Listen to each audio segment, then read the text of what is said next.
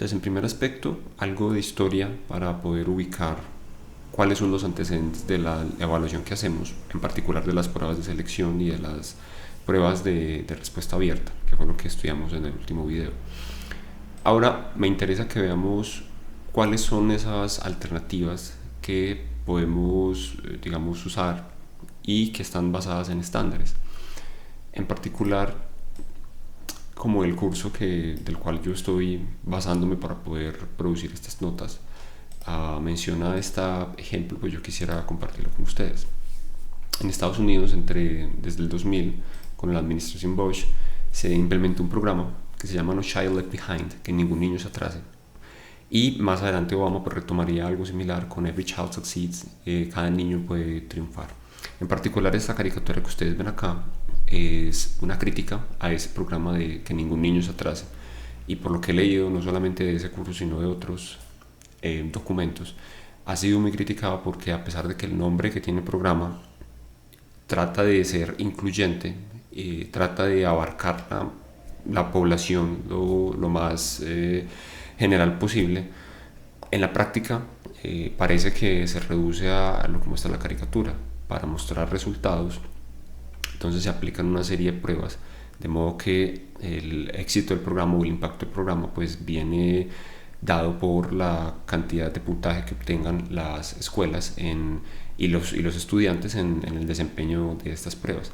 De hecho, eso es pues un problema porque como varios programas de ciertas escuelas están financiados con dineros federales, entonces para pues continuar con el financiamiento pues requieren mostrar resultados. Esos resultados se materializan y se cristalizan en términos de números pues en esos tests. Entonces por eso aparece la maestra que le invita a la niña que está viendo pues la ventana y con los colores y el resto parece que fuera gris, y le dice come away from the window, you don't want to be a child left behind, ¿vio? Pues como aléjese de la ventana, tú no quieres ser un niño de los que se queda atrás, un niño de los que se atrasa. Y en cambio la niña le dice pues me parece que suena bien atrasarse, me parece que suena bien el mundo real.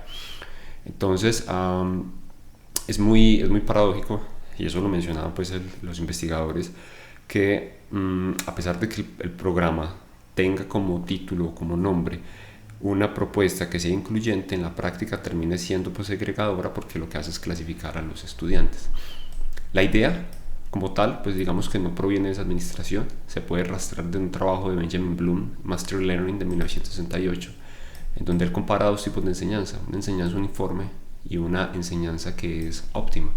En la enseñanza uniforme, los estudiantes los clasifica por aptitud, esas destrezas naturales o esa tendencia natural para acercarse a ese conocimiento que se les quiere enseñar, que de todas maneras pues es una visión muy sesgada, porque no necesariamente por el hecho de que él tenga una aptitud pues digamos que de entrada tengo que clasificarlo.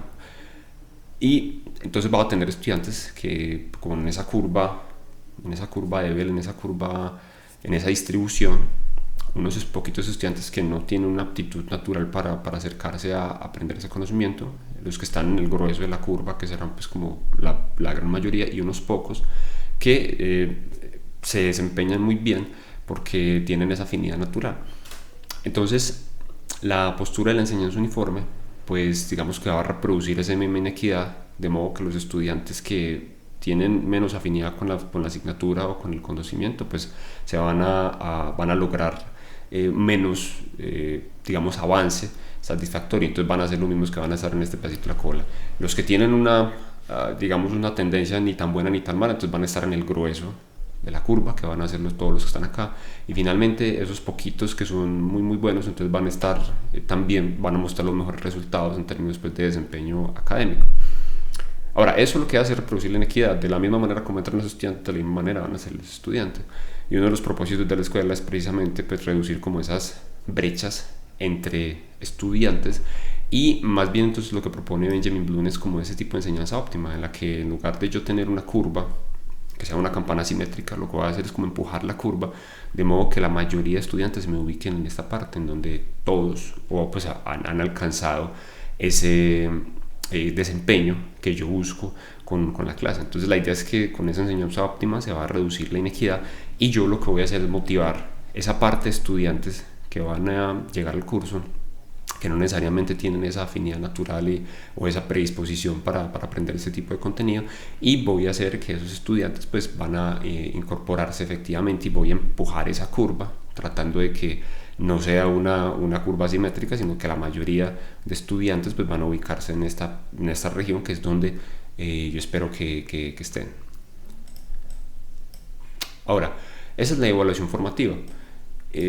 La idea es que uno intervenga en el momento apropiado, no simplemente que perpetúe esa inequidad sin que lo remedie. Entonces, ahí viene el dilema. ¿Es malo aplicar las pruebas de selección? No es malo, siempre y cuando usted haga los ajustes apropiados. Seguramente esas pruebas de selección van a servir para cambiar el curso de la clase que usted está dando. Ahora veamos qué otras propuestas han surgido que no son necesariamente o limitarse a evaluar como forma de clasificación. Primero tenemos la norma, tener como punto de referencia esa norma o ese criterio a partir del cual yo voy a comparar a todos los estudiantes en el mismo instante. Entonces, si yo me voy a esa forma de digamos, pensar la evaluación, los estudiantes voy a ubicarlos en esa distribución, donde va a tener que en una parte de atrás van a ser los menos inteligentes, listo, que no van a ser pues muchos, los estudiantes que van a ser del promedio, que son los estudiantes ordinarios, listo, que van a estar ubicados en esta región, y los estudiantes que van a ser más inteligentes, que van a ser pues unos poquitos que van a estar acá. Entonces esa distribución yo la logro al clasificar los estudiantes a través de alguna de esas pruebas y decidir si el estudiante, de acuerdo a esa prueba, entonces no cumple lo necesario o cumple en exceso, y entonces pues es clasificado como el más inteligente. Digamos que esa es la menos incluyente, la postura menos incluyente de la evaluación. Ahora, cuando yo tengo un criterio o una competencia, entonces yo ya no estoy comparando a todos los estudiantes contra una sola, digamos, forma, sino que yo estoy comparando el desempeño de cada estudiante con un criterio que yo he definido. La diferencia es que cada uno lo va a lograr a un ritmo distinto. Entonces es como una especie de barrera que no todos van a superar al mismo tiempo y no todos van a superar por el mismo camino.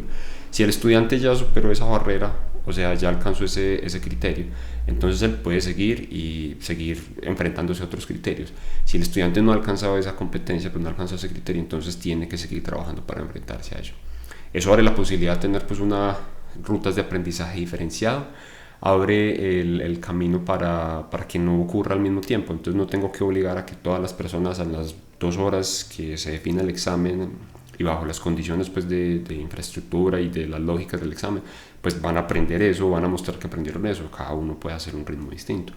Por ejemplo, en las modalidades de parcial que se propusieron, no todos tenían que hacer en 2 horas lo mismo, sino que podían tomarse un tiempo para producir algo que les diera cuenta de que habían aprendido ese concepto en particular, pero que no es la forma, no estoy, digamos, encasillándolos a todos como tienen que dar cuenta de eso del mismo modo.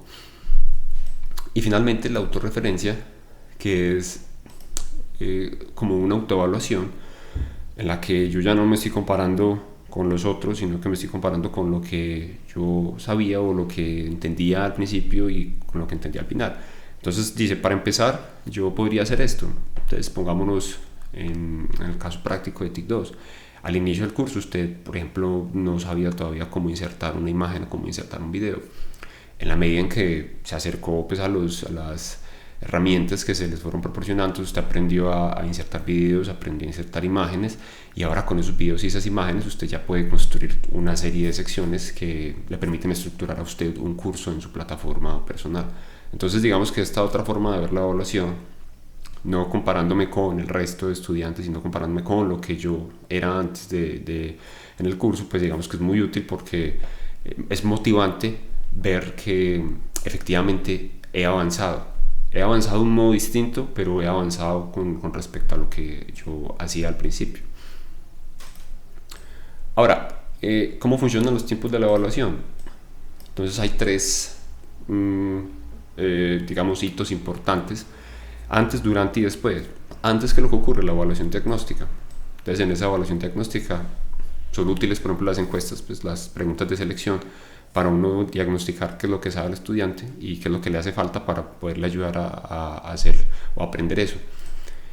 La evaluación formativa, que es lo que ocurre entonces en el grueso del tiempo pues, que uno invierte dando la clase, y que la idea es que en la medida en que yo voy conociendo qué es lo que sabe el estudiante, pues también voy interactuando con eso para poder corregir el rumbo o ajustar el rumbo de lo que él está, o la manera como él está aprendiendo.